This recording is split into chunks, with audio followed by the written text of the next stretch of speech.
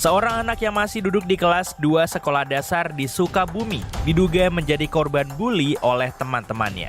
Akibat tindakan bullying ini, korban M sempat mendapatkan perawatan di rumah sakit selama 4 hari sebelum akhirnya menghembuskan napas terakhir.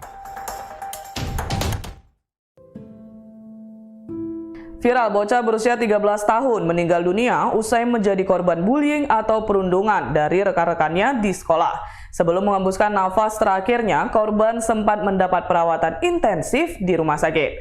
Namun malang, ia yang mengalami sakit di bagian perut akibat pemukulan dan meninggal dunia pada Minggu 12 Juni 2022. Kejadian itu dialami seorang siswa yang masih duduk di bangku Madrasah Sanawiyah di Kota Mobagu, Provinsi Sulawesi Utara. 9 terduga pelaku bullying atau perundungan diperiksa polisi terkait dengan tewasnya satu di antara siswa MTS di Kota Mobagu.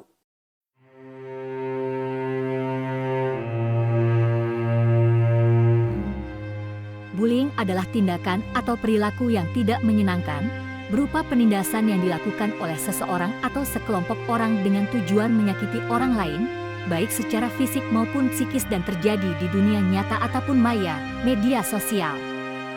Kita dapat mengidentifikasi bullying melalui 3 karakteristik berikut: disengaja, untuk menyakiti, terjadi secara berulang-ulang, dan ada perbedaan kekuasaan.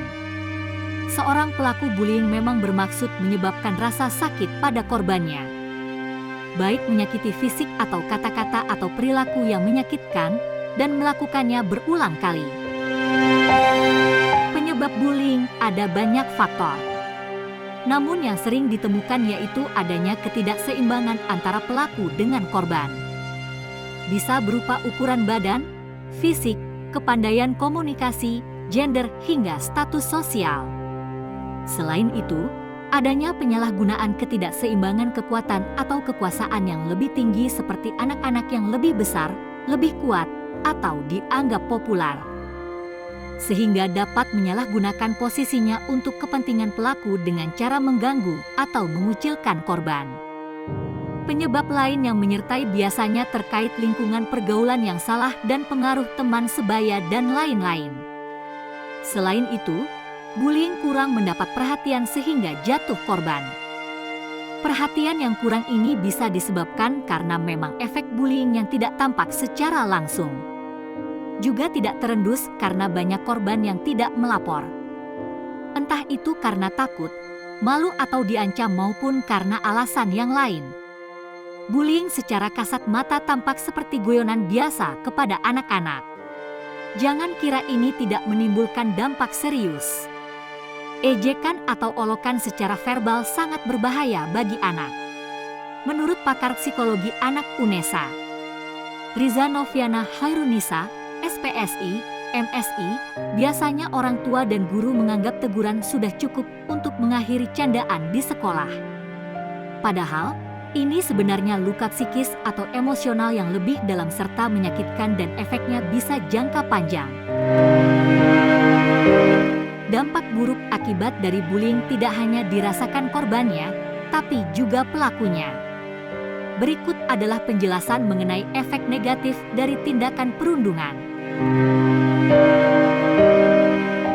Mengalami gangguan mental seperti depresi, gangguan kecemasan, merasa sedih, dan kesepian. Perubahan pola tidur dan makan. Berkurangnya ketertarikan untuk melakukan hobi atau aktivitas yang disenangi. Masalah kesehatan. Menurunnya performa akademis. Tidak percaya diri dan lebih suka menyendiri. Dampak paling buruknya memiliki keinginan untuk bunuh diri. Penyalahgunaan alkohol dan obat-obatan terlarang, terutama pada pelaku bully remaja dan dewasa.